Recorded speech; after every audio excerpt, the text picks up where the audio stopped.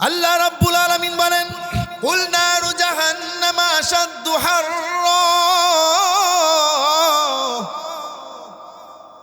ওগো নবীজি, আপনি জানায়া দেন দুনিয়ার আগুনের চাইতে জাহান্নামের আগুন অনেক ভয়ঙ্কর। কারণ দুনিয়ার আগুন মানুষ জ্বালাইছে, আর জাহান্নামের আগুন আমি আল্লাহ জ্বালাইছি। দুনিয়ার আগুনের পাওয়ার যতটুকু হোক না কেন, কিন্তু দুনিয়ার আগুনের চাইতে জাহান্নামের ভয়ঙ্কর আর পাওয়ার শক্তি অনেক বেশি, ঠিক কিনা বলেন? আল্লাহ রাব্বুল আলামিন বলেন, দুনিয়ার আগুনের ভিতরে উপকারও আছে আবার ক্ষতিও আছে, কিন্তু জাহান্নামের আগুনের মধ্যে কোনো উপকার নাই। জাহান্নামের আগুনের ভিতরে শুধু ক্ষতি আর ক্ষতি।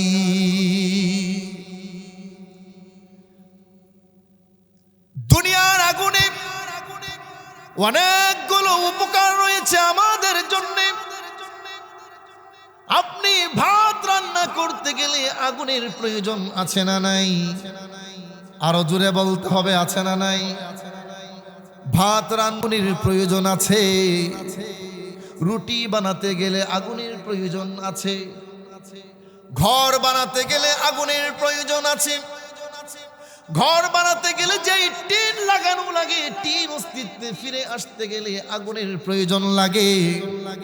বিল্ডিং বানাতে গেলে আগুনের প্রয়োজন লাগে। বিল্ডিং এর যে রডগুলো, ইটগুলো দেওয়া হয়, ইট এবং রড অস্তিত্বে ফিরে আসতে আগুনের প্রয়োজন আছে না নাই? আমি যেই মাইক্রোফোন দিয়ে কথা বলছি, মাইক এবং মাইক্রোফোন গুলো অস্তিত্বে ফিরে আসতে আগুনের প্রয়োজন লেগেছে। শীতের রাত্রিতে, প্রচন্ড শীতের রাত্রিতে শরীরকে গরম করার জন্য আগুনের প্রয়োজন আছে না নাই? আর একটু জোরে বলেন। সন্তান যখন জন্ম নেয়, জন্ম হওয়ার পরে নাভিতে চেকা দিতে হয়। নাভিতে সেক দেওয়ার জন্য আগুনের প্রয়োজন আছে না নাই?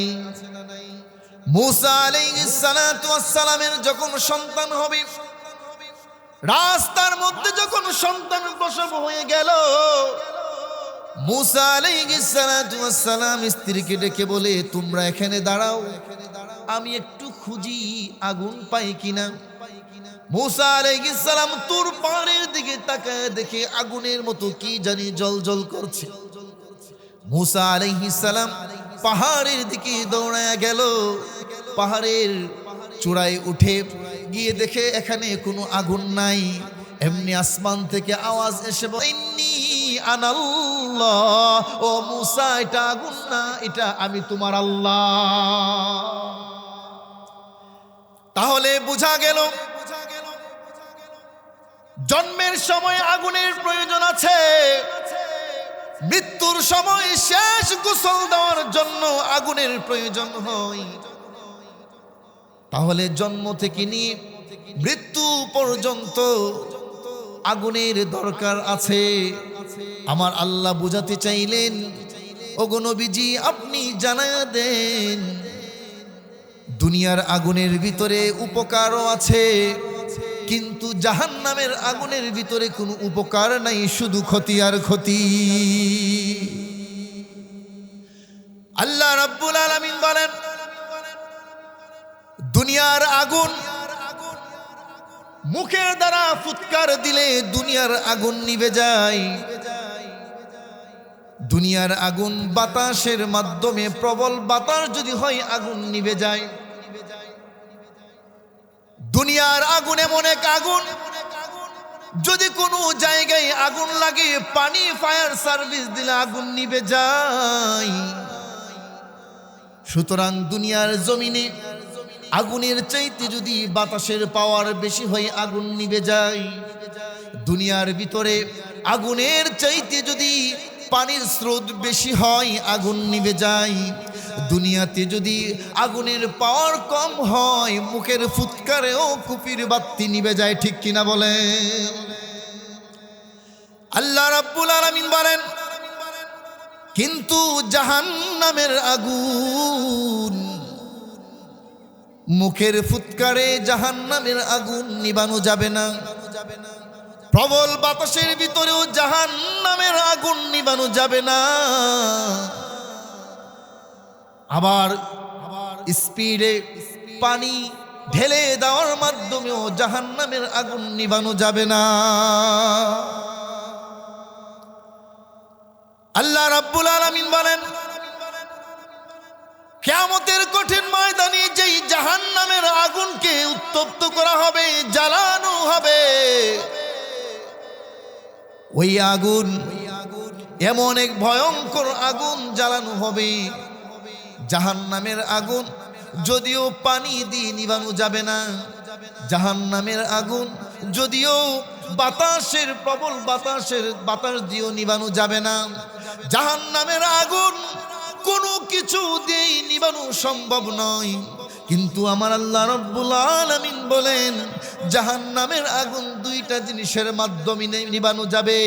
একটা হলো তোমার নূরের আলো, আর একটা হলো চোখের পানির মাধ্যমে জাহান্নামের আগুন চিরতরে নিভে যাবে।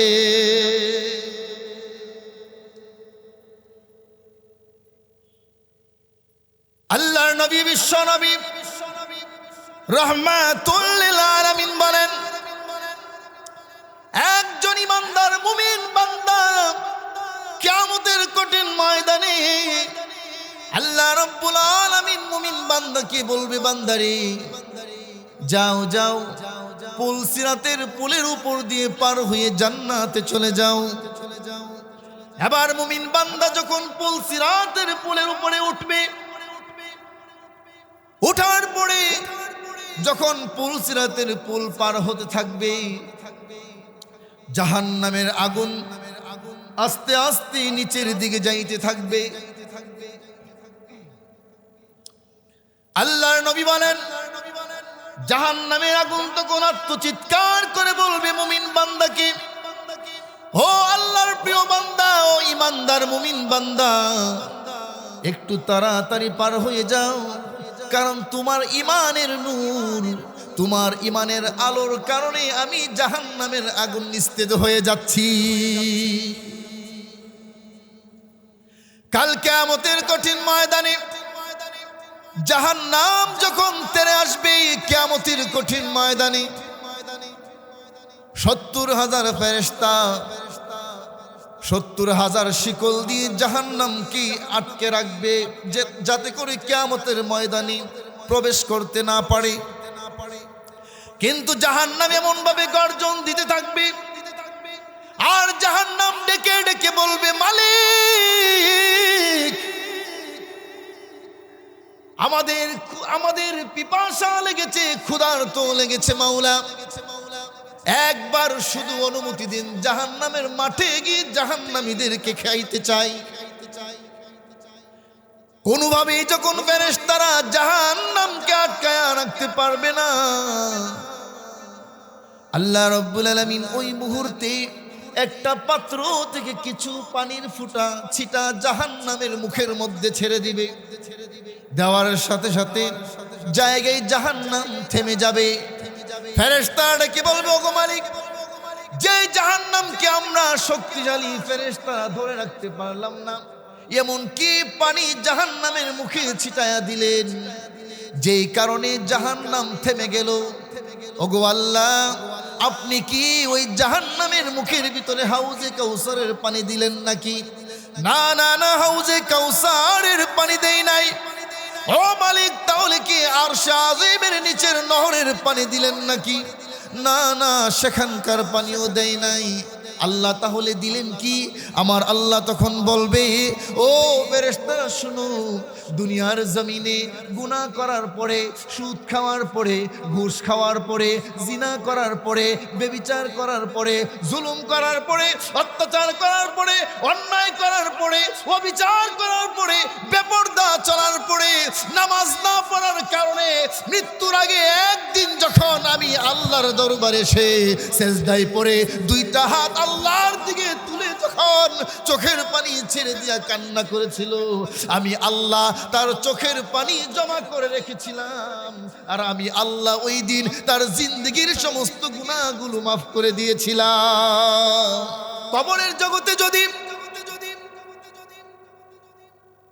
ঈমান হারা কোনো ব্যক্তিকে যদি কবরের কাছে না হয়, কবরের ভিতরে যাওয়ার পরে ওই ব্যক্তি যদি বলে আমি এমপি ছিলাম, আমি মন্ত্রী ছিলাম, আমি প্রাইম মিনিস্টার ছিলাম, আমি প্রেসিডেন্ট ছিলাম, আমি এলাকার একজন নেতা ছিলাম, আমি এলাকার একজন শিল্পপতি ছিলাম, ও কবর আমাকে তুমি চাপ দিও না, বলেন কবর শুনবে?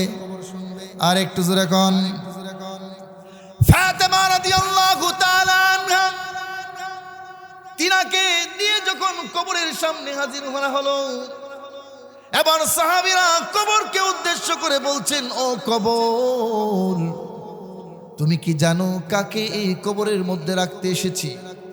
কবর রে সাধারণ কোনো মহিলা নয়, মুহাম্মাদুর রাসূলুল্লাহ সাল্লাল্লাহু আলাইহি ওয়াসাল্লাম বিশ্ব নবীর কলিজার টুকরা আদরের সন্তান হযরত আলীর স্ত্রী, জান্নাতের যুবকদের লিডার হাসান হুসাইনের আম্মা, জান্নাতের মহিলাদের সরদারনি ফাতেমাকে রাখতে এসেছি।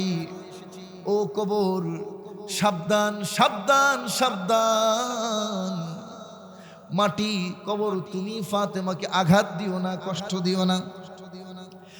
একবার দুইবার তিনবার বলার পরে আল্লাহ রাব্বুল আলামিন কবরের জগতের জবান খুলে দিলেন। এবার কবর ডেকে বলে, সাহাবীরা রে,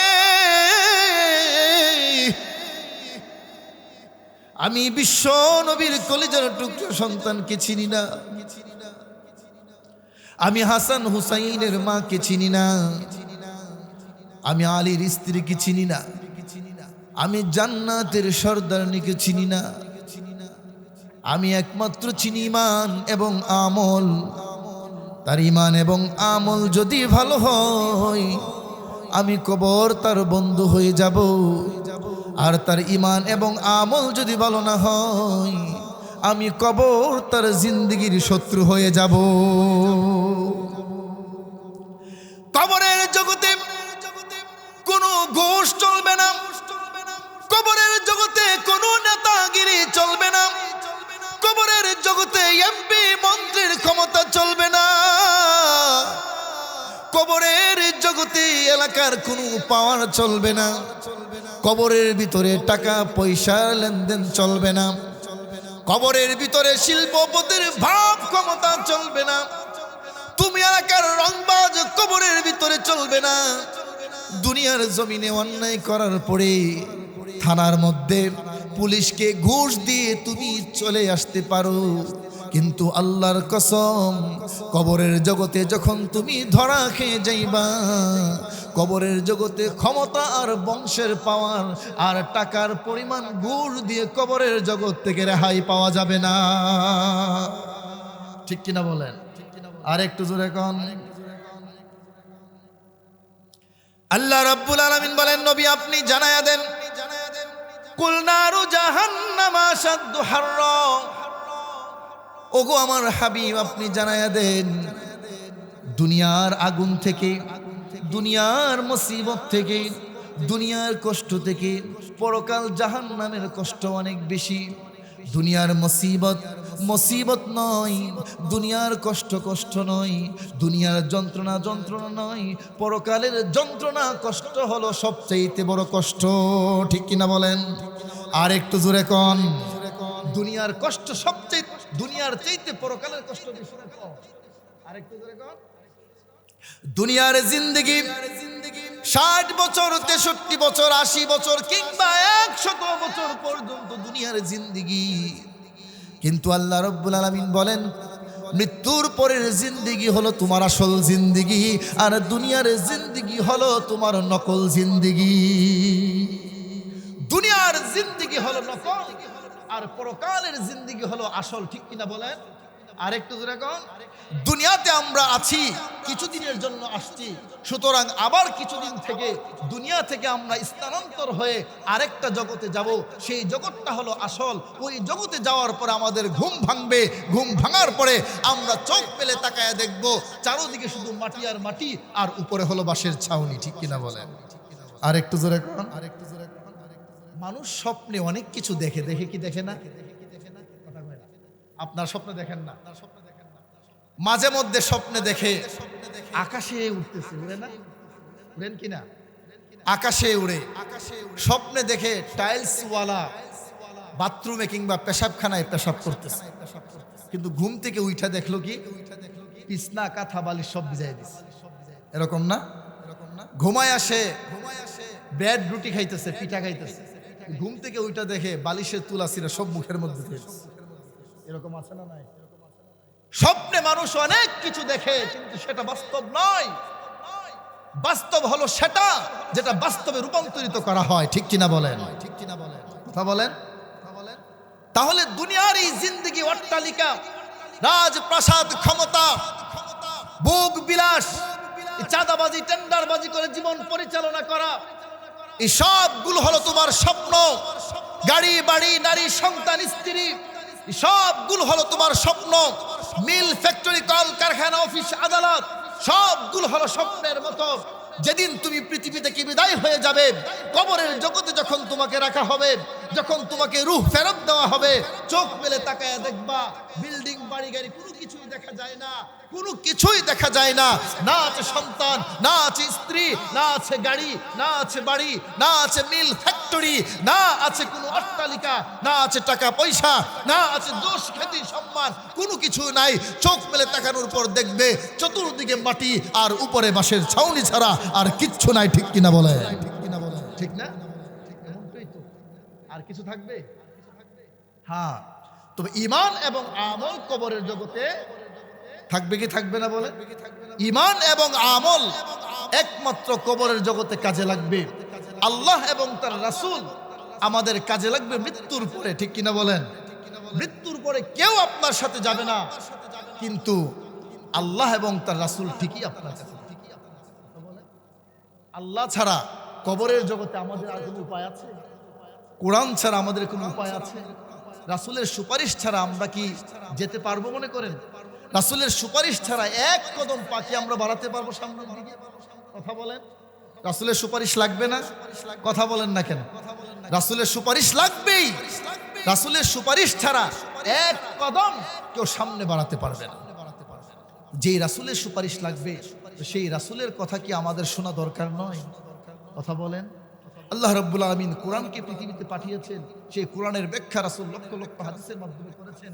রাসূল আমাদেরকে পথ প্রদর্শন করেছেন, আমাদেরকে দিক নির্দেশনা দিয়েছেন, আমাদেরকে গাইডলাইন দিয়েছেন কোন পথে চলবো, কোন পথে চলবো না, কোন কাজ করব, কোন কাজ করব না, কোন কাজ করলে আল্লাহকে পাওয়া যাবে আর কোন কাজ করলে শয়তানকে পাওয়া যাবে, কোন কাজ করলে হেদায়েতের পথ পাওয়া যাবে আর কোন কাজ করলে পথভ্রষ্টতার কাজে আমরা লিপ্ত হয়ে যাব, আর কোন কাজ করলে আধার পথ থেকে ফিরে এসে আলোর পথে যেতে পারবো, আর কোন কাজ করলে আমরা আধার পথেই চিরজীবন থেকে যাব।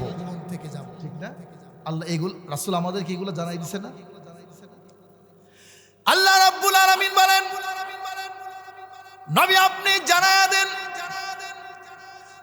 কুল নারু জাহান্নাম আশাদ্দু হাররা, দুনিয়ার কষ্ট, দুনিয়ার আগুনের চাইতে জাহান্নামের আগুনের ভয়ঙ্কর অনেক বেশি। তাই তো বলি, দুনিয়া থেকে বিদায় হওয়ার আগে যেন ঈমান এবং আমল নিয়ে কবরের জগতে আসে।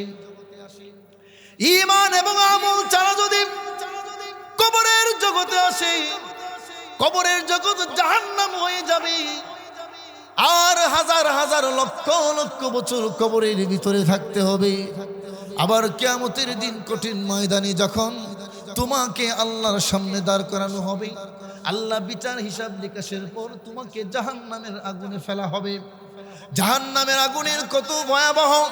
আল্লাহ রাব্বুল আলামিন কোরআনের মধ্যে বলেন, ইন্না জাহান্নামা কানাত মিরসাদা লিত-তাগীনা মাআবা লাবিসিনা فيها أحقابا لا يذوقون فيها بردا ولا شرابا إلا حميما وغساقا جزاء وفاقا আল্লাহ রাব্বুল আলামিন বলেন ইন্না জাহান্নামা কানাত মিরসাদা নিশ্চয় জাহান্নাম হলো একটা অন্ধকার জায়গার নাম যেই জায়গায় কোনো আলো নাই কোনো বাতাস নাই কোনো শান্তি নাই কোনো আরাম নাই শুধু অন্ধকার আর অন্ধকারের জায়গা লিত্তাগিনা মাআবা ওই জাহান্নামের আধারে ওই জাহান্নামের অন্ধকারের ভিতরে কে থাকবে ওই জাহান্নামের ভিতরে থাকবে লিত্তাগিনা মাআবা অস্বীকারীরা যারা দুনিয়ার জমিনে আমার আল্লাহকে মানে নাই আমার রাসূলকে মানে নাই যারা দুনিয়াতে আলেম উলামাদের কথাকে মানে নাই যারা দুনিয়াতে পীর আউলিয়াদের কথা মানে নাই যারা দুনিয়াতে কোরআনকে মানে নাই যারা দুনিয়াতে নামাজ পড়ে নাই যারা দুনিয়াতে রোজা রাখে নাই যারা দুনিয়াতে সুদকে হারাম মনে করে নাই ঘুষকে হারাম মনে করে নাই যারা দুনিয়ার জমিনে সুদও খেয়েছে ঘুষও খেয়েছে বেপরদাই চলেছে জিনা ব্যভিচারে লিপ্ত ছিল অত্যাচার জুলুম নিপীড়নের মধ্যে লিপ্ত ছিল চাঁদাবাজ আর টেন্ডারবাজিতে লিপ্ত ছিল আল্লাহ রাব্বুল আলামিন বলেন ওই সমস্ত হায়াওয়ান আর জানোয়ারগুলো লিত্তাগিনা মাআবা ওই অন্ধকার নিম্ন স্থলে জাহান্নামের ভিতরে পতিত হবে লাবিসিনা ফিহা আহকাবা ওই অন্ধকার জগৎ জাহান্নামের ভিতরে কতদিন তার থাকতে হবে লাবিসিনা ফিহা আহকাবা কোনো নির্দিষ্ট কোনো টাইম নাই যুগ যুগ ধরে জাহান্নামের আগুনে তার থাকতে হবে আচ্ছা বলেন না যুগ যুগ ধরে যদি জাহান্নামের আগুনে থাকতে হয় পেটে খিদা লাগবে নি পেটে খিদা লাগবে একদম দি বললো হ্যাঁ সবাই বলেন আর একটু জোরে বলতে হবে কষ্ট ছেড়ে দেব কষ্ট হইতেছে যুগ যুগ ধরে জাহান্নামের আগুনে জ্বললে খিদা লাগবে তো খিদা লাগবে না লাবিসিনা ফিহা আহকাবা যুগ যুগ ধরে জাহান্নামের আগুনের ভিতরে জ্বলবে যুগ যুগ জাহান্নামের ভিতরে আগুনে জ্বলার পরে তার খিদা লাগবে লা ইয়াযুকুনা ফিহা বারদাও ওয়ালা শারাবা যখন ক্ষুধার তাড়নায় জাহান্নামের তলদেশ থেকে আত্মচিৎকার করতে থাকবে ওই জাহান্নামের আওয়াজ ফেরেশতা শুনবে না ওই জাহান্নামের আওয়াজ কোনো ফেরেশতার কানে যাবে না এর কারণ হলো আল্লাহ রাব্বুল আলামিন এমন ফেরেশতা নিযুক্ত করবে তারা কানেও শুনবে না চোখেও দেখবে না আল্লাহ রাব্বুল আলামিন ওই জাহান্নামের আত্মচিৎকারে ফেরেশতাদেরকে ডেকে বলবে ও ফেরেশতারা সে ওই নাফরমান কেন চিল্লাপাল্লা করতেছে তখন ফেরেশতারা বলবে আল্লাহ ক্ষুধার তাড়নায় ক্ষুধার্ত পিপাসার্ত হয়ে পানি চাইতেছে পানি আল্লাহ রাব্বুল আলামিন লা ইয়াযুকুনা ফিহা বারদাও ওয়ালা শারাবা আল্লাহ রাব্বুল আলামিন ফেরেশতাদেরকে বলবে ও ফেরেশতারা যাও যাও যাও জাহান্নামের তলদেশ থেকে জাহান্নামীদের শরীরকে জ্বালানোর পরে রক্ত এবং পুজ যেই জমা হয়েছে জাহান্নামের তলদেশে ওই জাহান্নামের তলদেশ থেকে রক্ত এবং পুজ নিয়ে আসো এবং জাহান্নামের আগুন থেকে তাকে উত্তপ্ত করো উত্তপ্ত করে গরম করে আমার ওই জাহান্নামী নাফরমান বান্দার হাতে তুমি তুলে দাও জাহান্নামী যুগ যুগ ধরে জাহান্নামের আগুনে জ্বলার পরে পিপাসার্ত হয়ে হাতের মধ্যে পেয়ালা আসার পরে দেখবে না কি পানি ভালো নাকি মন্দ দেখার সময় নাই আপনারা যখন বিভিন্ন কাজের মধ্যে লিপ্ত থাকেন পেটের ক্ষুধা যখন অতিরিক্ত লাগে দেখবেন শুটকির ভর্তা দিলেও খাইতে বড় মজা লাগে ঠিক কিনা বলেন আরেকটু জোরে কোন যার রুচি নাই কিন্তু সারাদিন ক্ষুধার্ত অবস্থায় শুকনা রুটি দিল সেটাও মজা লাগে, মজা লাগে কি লাগে না? লাগে না? হ্যাঁ? ওই জাহান্নামীর হাতে যখন রক্ত এবং পুষ গরম করে পেয়ালা তার হাতে দেওয়া হবে, এবার ওই জাহান্নামী রক্ত এবং পুজের ওই পানি পান করবে। পান করার সাথে সাথে পেটের নাড়ি বুড়ি যা আছে সব কিছু গলে গলে পায়খানা রাস্তা দিয়ে বের হয়ে যাবে। জাহান্নামে চিৎকার দিয়ে বলবে, মালিক তোমার কাছে কি পানি চাইলাম গো, আর তুমি কি পানি দিলা? আল্লাহ তোমার কাছে পানি চাইলাম পিপাসা দূর করার জন্য, আল্লাহ তুমি কি পানি দিলা? ওই পানি খাওয়ার পরে গো মালিক আমার পেটের নাড়ি বুড়ি সব তো বের হয়ে গেল। আল্লাহ কেন এই পানি দিলাম? আল্লাহ রাব্বুল আলামিন তখন ডেকে ডেকে বলবে, ওরে আমার নাফরমান বান্দা, দুনিয়ার জমিনে কত মিঠা পানি খাওয়াইলাম, কত শরবত খাওয়াইলাম, কত নিয়ামত করে খাওয়াইলাম, কত মজার মজার খাবার খাওয়াইলাম, কত লিটারের লিটার মনের মন পানি করে খাওয়াইলাম, গরম তীব্রতার মধ্যে ঠান্ডা পানির ব্যবস্থা করে দিলাম, শীতের রজনীতে গরম পানির ব্যবস্থা করে দিলাম, মজার মজার খাবার খাওয়ানোর পরে বান্দা 365 দিনের ভিতরেও একদিন ফজরের নামাজের সেজদা আমাকে দিলি না। ঠিক কিনা বলেন? হে নাফরমান বান্দা, তোরে যখন কোরআনের দাওয়াত দেওয়া হতো, তোরে যখন কোরআনের কথা বলা হতো, তোকে যখন কোরআনের প্রতি আহ্বান করা হতো, তোরে যখন মাইকিং করে পোস্টার লিফলেট করে ম্যাগডুবিতে মাহফিলের আয়োজন করে তোকে আহ্বান করেছিল কোরআনের কথা শোনার জন্যে, তখন তুই চার দোকানে বসে বসে চা টানলি আর বললি মাহফিলে যাওয়ার আমার সময় নাই। ঠিক কিনা বলেন? আছে না নাই?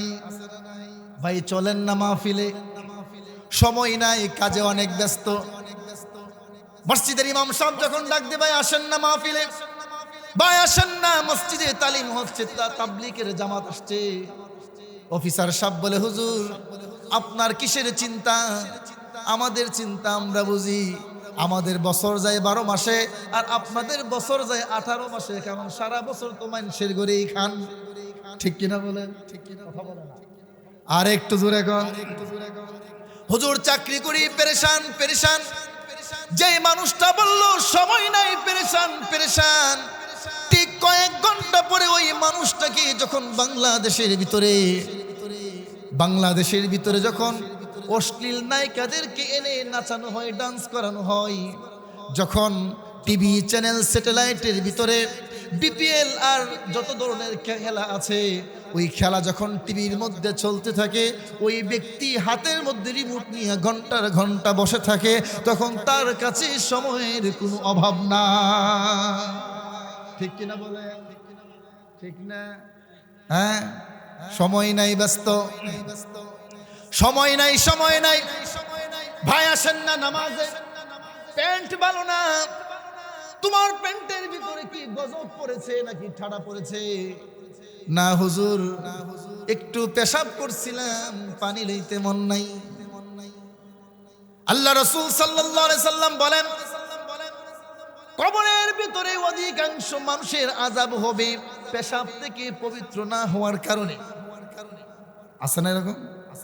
পেশাবে ধরলো, চেইন খুলে দিয়ে আস্তে করে দেয়ালে ছেড়ে দিল, না তোমার কে এই দায়িত্ব দিছে দেয়ালে পানি দিতে? কথা বলেন, কেউ দায়িত্ব দিছে? তুমি দেয়ালে পানি কেন ছাড়লা? যে সারি রাস্তা করে আবার এটা চেইন লাগাইতে? না না না, এই মুহূর্তে নাপাক অবস্থায় যদি পৃথিবী থেকে বিদায় হয়ে যান, একবার চিন্তা করে দেখেন না আমার যুবক ভাইরা, কবরের জগতে কেমন ভয়াবহ আযাব আপনার হতে পারে। দুনিয়ার জমিনে যদি একটা মোমবাতি ধরায়া, মোমবাতির আগুনের মাথার উপরে যদি আঙ্গুল আপনি কয় সেকেন্ড ধরতে পারবেন? এই জন্য আকাবিররা বলতো, তুমি যতটুকু শাস্তি নিজের কাঁধে নিতে পারবা, সহ্য করতে পারবা, ততটুকু পর্যন্ত অপরাধ করো। ঠিক কিনা বলেন? এক ওয়াক্ত নামাজ ছেড়ে দেওয়ার পরে কিংবা কাজা, ইচ্ছাকৃত কাজা করলে 2,88,00,000 বছর জাহান্নামের আগুনে জ্বলতে হবে। এক ওয়াক্ত নামাজ ইচ্ছাকৃত কাজা করলে 2,88,00,000 বছর জাহান্নামের ভিতরে জ্বলতে পারবে। যদি তুমি 2,88,00,000 বছর জাহান্নামের আগুনে জ্বলতে পারো, তাহলে তুমি প্রতিদিন নামাজ ছেড়ে দিও, সমস্যা নেই। এখানে এমন কেউ আছেন পারবেন? আর একটু যেরকম মোমবাতি ধরায় আর মাথার মধ্যে আঙ্গুল ধরা রাখা যায় 1 মিনিট 10 সেকেন্ডের ভিতরে চামড়া উঠে যাবে, ঠিক কিনা? যদি তুমি মোমবাতির মাথার ভিতরে যে লাল লালিমা, আগুনের লালিমা দেখা যায়, ওইখানে যদি তোমার আঙ্গুল সেকেন্ড পরিমাণ ধরে রাখতে না পারো, হ্যাঁ যুবক, তাহলে তুমি কিভাবে তোমার জিন্দেগির 30 বছর, 40 বছর, 45 বছরের জিন্দেগি তুমি কিভাবে বেনামাজি হিসেবে কাটায় দিলে? বলেন, এই বুড়া বাবারা, আপনারা যারা 70 বছরের জিন্দেগিতে এখনো বিড়ি খাওয়া ছাড়তে পারলেন না, আপনার কি হবে আপনি চিন্তা করেন। কথা বলেন, 70 বছর হয়ে গেল, 80 বছর হয়ে গেল, এখনো বিড়ি খাওয়া বন্ধ করতে পারল। আবার তাই নিয়ে গিয়া দেখেন, চার দোকানে বসে বসে ইমাম সাহেব এমনি হাঁটলো কেন, ইমাম সাহেব ওই গেল কেন, ইমাম সাহেব ওই বাড়িতে দাওয়াত খাইতে গিয়ে এত সময় লাগবে। কথা বলেন ঠিক কিনা? অথচ গিয়া দেখেন তাইনের বই ঠিক নাই। আছে না? না আছে না? না এরকম আছে না? না বাপ, আমার বাবা, আপনার দুইটা পায়ে ধরে বলি, গীবত, শিকায়াত, সমালোচনা ছেড়ে দেন। এগুলা ভালো নয়। আপনার আমলকে ধ্বংস করার জন্য একটা সমালোচনা যথেষ্ট, বেশি লাগবে। আত্মসমালোচনা, নিজের সমালোচনা করেন। আমাদের উস্তাদরা বলতো, আমার মনে আছে, যে যদি তুমি গীবত করতে হয়, সমালোচনা করতে হয়, তুমি তোমার মা বাবার সমালোচনা করো। কেন? এই কথা কেন বললেন? তুমি সারাদিন যে আমল করলা, তুমি যদি তোমার আম্মা আব্বার সমালোচনা করো, তো তোমার আমলটা তোমার আম্মা আব্বা পেয়ে যাবে। যেই মা এবং বাবা তোমার জন্য এত কষ্ট করলো, এত কিছু করলো, 10 মাস পেটে রাখলো, 2.5 বছর দুধ পান করাইলো, বাবা রিক্সা চালায়া, হ্যাঁ ভ্যান গাড়ি চালায়া, সবজি বিক্রি করে, ইট ভেঙে, মা বুয়ার কাজ করে তোমাকে মানুষের মতো মানুষ বানাইলো। তুমি 5 ওয়াক্ত নামাজ পড়ে অন্যের সমালোচনা করে তারা কেন নেক আমল দিবা? বরং সমালোচনা তোমার আম্মা আব্বার করে তারা নেক আমল। এটা ভালো, এটা করো না। তাই নিয়ে এটা করবে না, তাই নিয়ে ওই চার দোকানে চিকন একটা টেবিল ফালানো আছে, ওই টেবিলে বসবে, চা, এক কাপ চা ফ্রি। চা কিন্তু ফ্রি খায়, টাকা দেখায় না। 1 কাপ চা খাবে, আর অশ্লীল অসভ্য নারীর নাচ টিভিতে দেখে, আর অমুক ছেলে কোন মেয়ের সাথে কথা বলবে, কোন মেয়ে কার সাথে চলে গেল, কোন লোকের ছেলে প্রবাসে চলে গেল, কেমনে গেল, কি করলো, আরেক মহিলা কিভাবে গেল, সারাদিন সে সেটা নিয়েই ব্যস্ত। কার বিয়া ভেঙে দেওয়া যাবে, কোন ছেলে ভালো না, বিয়া ভেঙে ফেলা যাবে, এই চিন্তা ফিকির 24 ঘন্টা তার ভিতরে ঢুকতে থাকে। আছে না নাই? সমাজে থাকে না এরকম কিছু মানুষ? আছে না নাই? বিয়া ভেঙে ফেলে এরকম আছে না মানুষ? হ্যাঁ, তোমার যদি ভালো না লাগে তাহলে তুমি তার পক্ষেও বিপক্ষে বলো, কোনো কিছু দরকার নেই, বিয়ে ভাঙবা কেন? কথা বলেন ঠিক না? না ভাব না ভাই, এগুলো ভালো কাজ নয়, এগুলো অনেক বড় অন্যায় কাজ। এই কাজগুলোর জন্য জাহান্নামের আগুনে আমাদের জ্বলতে হবে, ঠিক কিনা বলে? সত্যের পক্ষে থাকতে হবে, রাসূলের সুন্নাহ অন্তর আঁকড়ে ধরতে হবে, ঠিক কিনা বলেন? কথা কয় না, আরো জোরে বলতে হবে, ঠিক কিনা? সুন্নাত রাসূলের অন্তরে থাকতে হবে, রাসূলের ভালোবাসা অন্তরে থাকতে হবে, তাহলেই তো আপনি খাঁটি মুমিন হতে পারবেন, ঠিক না? লা ইউমিনু আহাদুকুম হাত্তা কুনা হাব্বা ইলাইহি মিন ওয়ালিদিহি ওয়া ওয়ালাদিহি ওয়ান নাসি আজমাইন। প্রকৃত মুমিন তো সে ততক্ষণ পর্যন্ত হতে পারবে না যতক্ষণ পর্যন্ত আমি নবীকে, সে তার মা বাবা, পৃথিবীর সবকিছুর চাইতে আমাকে বেশি ভালোবাসতে না পারে, ঠিক না? কথা সত্য না মিথ্যা? আরেকটু যেরকম সুন্নাত আঁকড়ে ধরতে হবে, সুন্নতের উপর আমল করতে হবে। সুন্নত তরিকায় যখন জীবন যাপন করবেন, জীবনকে পরিচালনা করবেন, তাহলেই দেখবেন পরকালে জাহান্নামের আযাব থেকে মুক্তি পাওয়া সম্ভব। এর কারণ হলো, ঈমানের পথে অটল অবিচল থাকতে গেলে অবশ্যই রাসূলের সুন্নাহর উপরে অটল থাকতে হবে। এর কারণ হলো, আল্লাহ পর্যন্ত পৌঁছতে হলে আমার রাসূলকে প্রয়োজন। রাসূল ছাড়া আল্লাহ পর্যন্ত পৌঁছা আমাদের পক্ষে সম্ভব। আরেকটু জোরে বলেন, 24 তলা বিল্ডিং এ যেতে হলে লিফট কিংবা সিঁড়ি লাগে না? আল্লাহ পর্যন্ত গেলে তো আমার রাসূল লাগবে আমার, ঠিক কিনা বলেন? আমরা শুধু এই সুন্নাত খাওয়ানোর পরে দাওয়াত খাওয়া সুন্নাত, খাবারের পরে মিষ্টি খাওয়া সুন্নাত, ঠিক না? এটাই আমরা বেশি মানি। খাবারের পরে মধুপান করা সুন্নাত, খাবারের পর মিষ্টি খাওয়া সুন্নাত, অথচ কত সুন্নাহ পরে রয়েছে সেগুলো আমরা দেখিও, ঠিক না? কথা কয় না? আর একটু ধরে বলেন, ঠিক কিনা? সুন্নাত নয় শুধু দাওয়াতের মেহমান, সুন্নাত নয় শুধু খাওয়া শেষে মধুপান, ঠিক কিনা? আর একটু জোরে বলেন, ঠিক কিনা? আমার সাথে আওয়াজ দিতে পারবেন তো ইনশাল্লাহ? সবাই হাত তুলেন তো দেখি, সবার হাত দেখতে চাই। পারবেন তো ইনশাল্লাহ? ঠিক বেঠিক বলতে পারবেন? আজকে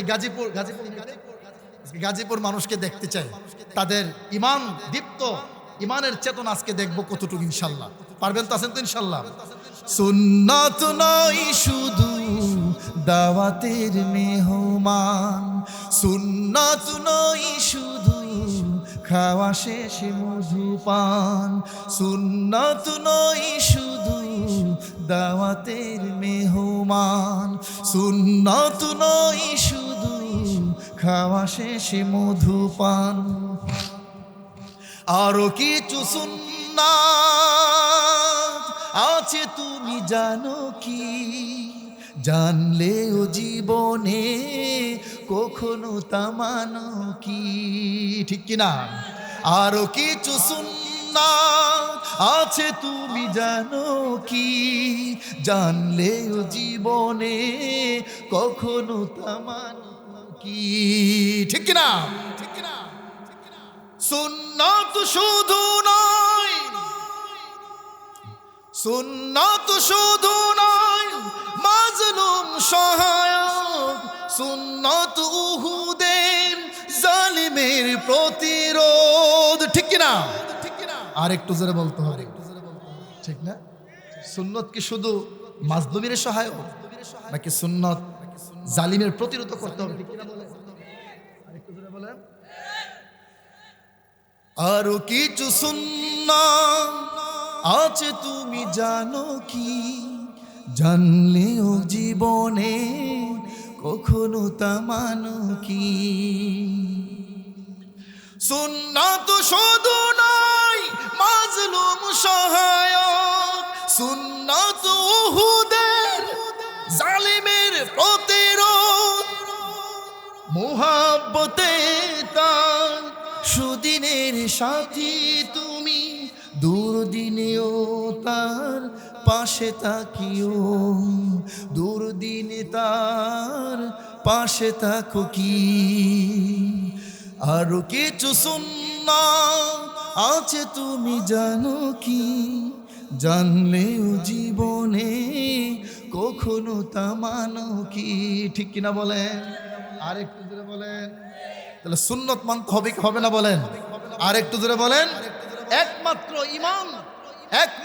ঈমান এবং রাসূলের সুন্নাহ ওই ব্যক্তির ভিতরে থাকবে যে একমাত্র আল্লাহর সৈনিক, ঠিক কিনা বলেন? আর একটু জোরে বলেন। আল্লাহর সৈনিক তো সে যার ভিতরে আল্লাহর কোরআন থাকবে, ঠিক না? আর যার ভিতরে কোরআন থাকবে, যে আল্লাহর সৈনিক, তার কোনো ভয় আছে? আর একটু জোরে বলেন। কোরআনের সৈনিকের ভয় আছে? কোরআনের সৈনিকের ভয় আছে? আল্লাহর ওয়ালাদের কোনো ভয় আছে?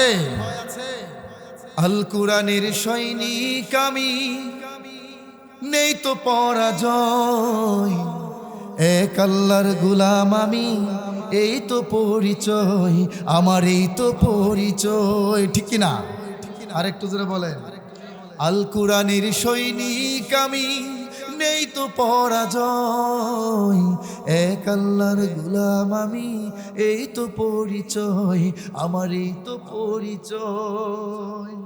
এই পৃথিবীর সবই নকল, এই পৃথিবীর সবই নকল, আসল কিছুই নয়, এক আল্লাহর গোলাম আমি, এই তো পরিচয় আমার, এই তো পরিচয়, ঠিক কিনা? আরেকটু জোরে বলেন। তো আল্লাহ রাব্বুল আলামিন বলছেন ঈমান আপনার থাকতে হবে, ভিতরে কি থাকতে হবে? তাহলে আল্লাহ যে বললেন কবর এবং হাসরের ময়দান, ওই দুই জগৎ থেকে যদি আমরা বাঁচতে চাই তাহলে ঈমান এবং আমলে সালিহা দরকার আছে না নাই? আর একটু জোরে বলেন, আর একটু জোরে কোন। আল্লাহ রাব্বুল আলামিন বলেছিলেন লা ইয়াযুকুনা ফিহা বারদান ওয়ালা শারাবা। আল্লাহ রাব্বুল আলামিন বলেন, ও ফেরেশতারা, ওই না জাহান্নামী নাফরমানিকে জাহান্নামের তলদেশ থেকে রক্ত এবং পুজ গরম করে তাকে খাওয়ায়া দাও। এবার ওই নাফরমান বান্দা যখন ওই সব পান করবে, পান করতে করতে তার নাড়ি বুড়ি সব গলে গলে পায়খানা রাস্তা দিয়ে বের হয়ে যাবে। আত্মচিৎকার করে আল্লাহর কাছে বলবে, আল্লাহ রাব্বুল আলামিন তখন বলবে জাযাউ বিফাকা। আল্লাহ রাব্বুল আলামিন বলেন, হ্যাঁ নাফরমান বান্দা, এখানে আমার কোনো দোষ নাই, আমার কোনো অন্যায় নাই, আমি কোনো বেইনসাফি তোমার সঙ্গে করি নাই। তুমি যেমন কর্ম দুনিয়ার জমিনে করেছো, আজকে তোমার কর্মফল হিসেবে তোমাকে সেটাই দেওয়া হয়েছে। ঠিক কিনা বলেন? আর একটু জোরে কোন। জাহান্নামের আগুন এত ভয়ঙ্কর, দুনিয়ার আগুন মানুষ জ্বালাইছে। আমার আল্লাহ রাব্বুল আলামিন বলেন, দুনিয়ার আগুন মানুষ জ্বালাইছে আর জাহান্নামের আগুন আমি আল্লাহ জ্বালাইছি। দুনিয়ার আগুন জ্বালানোর পরে দুনিয়ার আগুন লাল হয়, আর জাহান্নামের আগুন আল্লাহ জ্বালাইতে জ্বালাইতে জ্বালাইতে জাহান্নামের আগুন কালোয় রূপান্তরিত হয়ে গেছে। ওই জাহান্নামের আগুন থেকে কেউ রেহাই পাবে না। জাহান্নামের আগুন থেকে যদি ঈমান এবং আমল না থাকে, জাহান্নামের আগুন থেকে রেহাই পাওয়া সম্ভব না। আজ যদি দুনিয়ার মোহে পড়ে, দুনিয়ার লোভে পড়ে, দুনিয়ার সামান্যটুকু এতটুকু জীবন যাপনের কারণে আজ যদি আমি আল্লাহ ভুলে যাই, আল্লাহ রাসূলকে ভুলে যাই, আমার ঈমান এবং আমল ধ্বংস করে দেই, তাহলে কিয়ামতের দিন জাহান্নামের আগুন ছাড়া কপালে কোনো কিছু নসিব হবে না। ঠিক কিনা বলেন? এই জন্য ঈমানের অনেকগুলো শাখা, ঈমানের অনেকগুলো শাখা রয়েছে। এই জন্য দেখবেন মক্তবের বাচ্চাদেরকে সর্বপ্রথম একটা ঈমানে মুফাসসাল শেখানো হয় কি হয় না? আর একটু জোরে কোন। আমানতু বিল্লাহি ওয়া মালাইকাতিহি ওয়া কুতুবিহি ওয়া রুসুলিহি ওয়াল ইয়াউমিল আখিরি ওয়াল কদরি খাইরিহি ওয়া শাররিহি মিনাল্লাহি তাআলা ওয়াল বাসি বাদাল মাউত। একটা বাচ্চাকে আমানতু বিল্লাহ শেখানো হয়, শুধুমাত্র আল্লাহর উপর ঈমান আনার মাধ্যমে কোনো মানুষ মুমিন হতে পারবে না। আমি শুধু আল্লাহকে মানি, রাসূল মানি না, আমি আল্লাহর কোরআন মানি, রাসূলের হাদিস মানি, এরকম আছে না নাই? আর একটু জোরে কোন।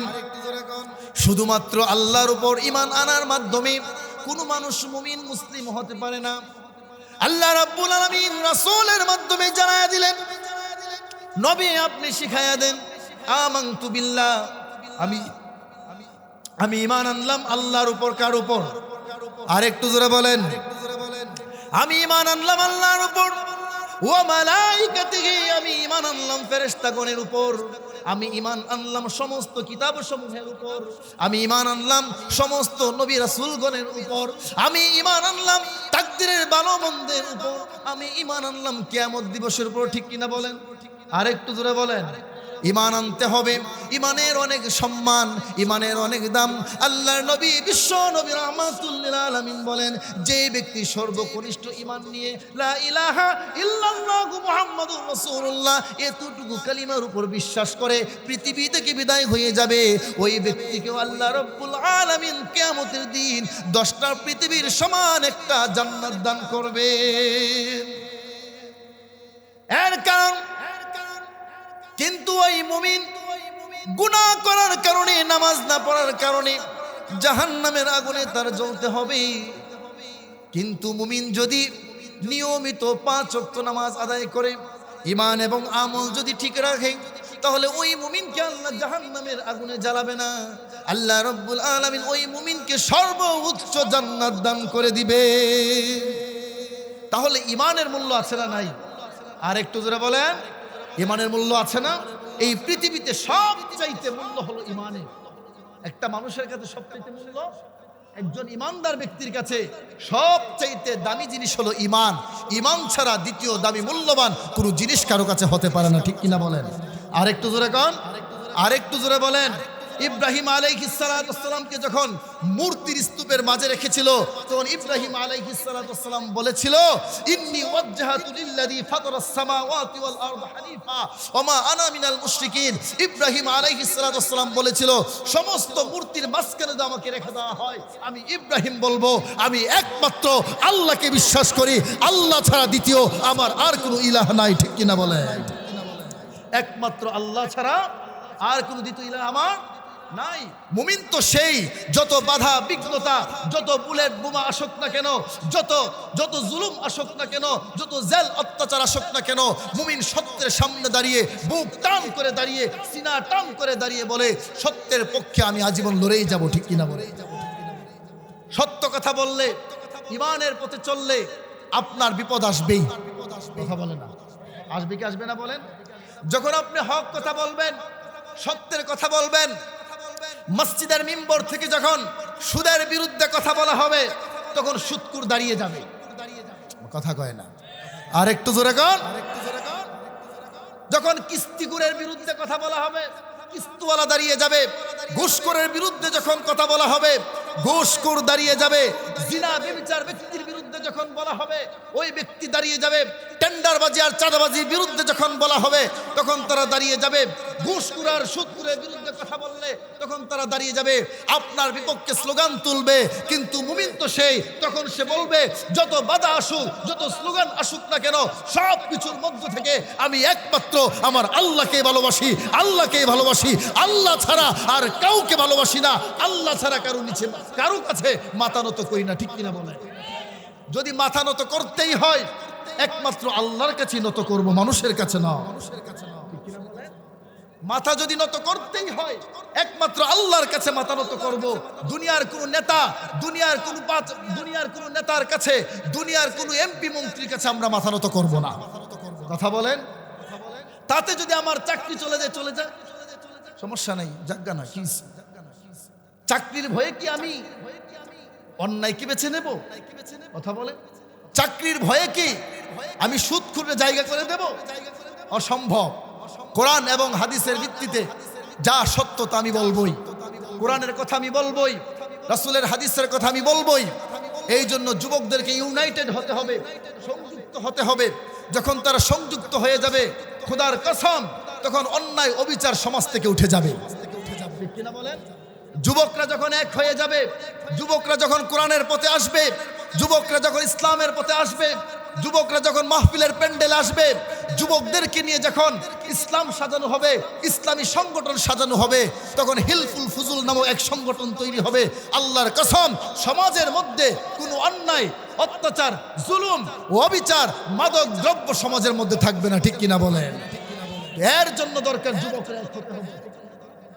আর যুবকদেরকে এক করতে হলে যুবকদেরকে ইসলামের ছায়াতলে সৌন্দর্য দেখাতে হবে। এই জন্য যুবকদের প্রতি আমার উদারত আহ্বান থাকবে। আমি প্রায় জায়গায় বলে থাকি, তোমরা ফজরের নামাজটা কায়েম করো, তোমরা ফজরের নামাজের ক্যাম্পেইন করো। ফজরের নামাজে একজন যুবক দাঁড়িয়ে বলো আজকে যে আজ থেকে আমি ফজরের নামাজের ক্যাম্পেইন করব। ফজরের আধা ঘন্টা আগে উঠে আমি প্রত্যেক মানুষকে ডেকে ডেকে উঠাবো। যে উঠার তো উঠবেই, সবাই যে উঠে চলে আসবে এমন তো না। আমি 10 জনকে ডাক দিলে একজন তো আসবে, ঠিক কিনা বলেন? আমি একটা যুবক দেখতে চাই, একজন যুবক দেখতে চাই, যে যুবকটা আজকে থেকে বলবে আমি আজ থেকে ফজর ক্যাম্পেইন শুরু করলাম। আজ থেকে ওই যুবক দাঁড়িয়ে বলুক আমি আজকে থেকে ফজর ক্যাম্পেইন শুরু করব। আমি 10 জন, 15 জন, 20 জন মানুষকে ডাক দেব। 10 জন 20 জনের মধ্যে যদি আল্লাহ তোমার দাওয়াত কবুল করে নেই, একজনকে যদি হেদায়েতের মালা গলায় পরায় দেয়, ওই ব্যক্তির উসিলায় কিয়ামতের দিন আল্লাহ তোমাকে জান্নাত দিয়ে দিবেন, ঠিক কিনা বলেন? যুবকরা ইসলামের পথে আসতে হবে, যুবকরা ইসলামের ছায়া তলে আসতে হবে, যুবকরা আহলে সুন্নাহ ওয়াল জামাতের তলে আসতে হবে, যুবকরা কোরআনের মাহফিলে আসতে হবে, যুবকদেরকে ভালো কাজে আহ্বান করতে হবে। তাহলেই সম্ভব যুবকদের মাধ্যমে সমাজ থেকে অন্যায় তুলে দেওয়া। আরেকটু জোরে বলেন, যুবক ছাড়া ইসলাম কায়েম হবে না। কথা কয় না।